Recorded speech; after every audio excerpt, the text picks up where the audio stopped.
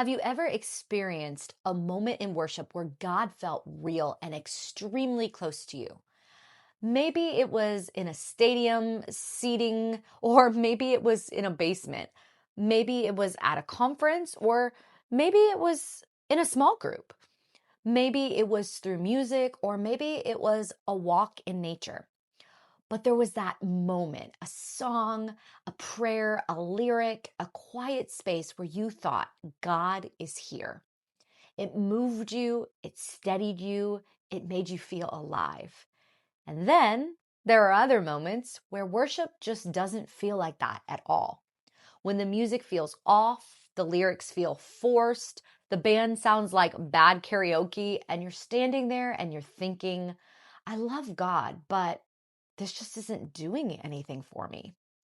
And that's the part that we don't always talk about. What do you do when worship feels empty? Not wrong, not sinful, just flat.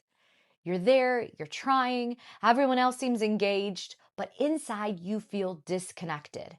And before I go any further, I want to say clearly that if worship has ever felt like that for you, it's felt empty, you're not failing spiritually. Today, I want to help you understand what worship actually is and what to do when it feels empty. Not in theory, but in real life. And I want you to know where my perspective is coming from. I have a degree in commercial music from Nashville. I've spent years as a songwriter and a worship leader, and I've stood on stages, I've led rooms, I felt that emotional swell when the music hits just right. And so when I say this, I'm not criticizing worship music. I love it, and I believe God works powerfully through music.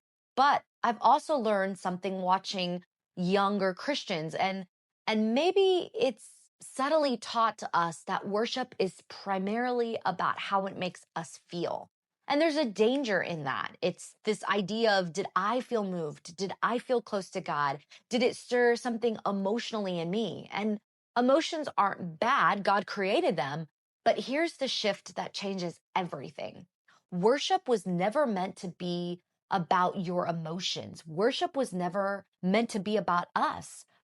Emotions can accompany worship, but emotion is not the point of worship.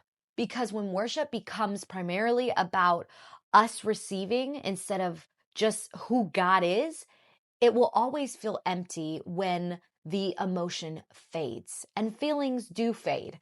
Those powerful moments when music carries you, when the room feels alive, those matter. God is honored, faith is stirred, and something real is happening. But they can't be the only thing. It can't be the only picture that we create when it comes to worship. Because if worship only works when the music is great and the atmosphere is right, what happens when it's quiet or awkward or uninspiring? What happens when you're alone in your bedroom whispering, God, I am tired and I don't even know what to say? No crowd, no harmony, no emotional build. That's where a lot of people assume worship has failed. But worship hasn't failed. Our definition has just been too small. Scripture gives us a much fuller picture. David worshiped while watching sheep, alone, unnoticed, writing songs no one else heard. Paul worshiped in prison, no instruments and no freedom. And Jonah worshiped from the belly of a fish, no comfort, no control. None of these moments were emotionally ideal. None of them were musically impressive, but all of them were worship. Why? Because worship is not about environment, it's about intention. Worship is the act of orientating your heart towards God, regardless of how you feel, regardless of how it sounds, and regardless of who is watching. So let me slow this down and make it practical. If worship feels empty right now, here are some things to consider. First, check what you're expecting worship to do for you.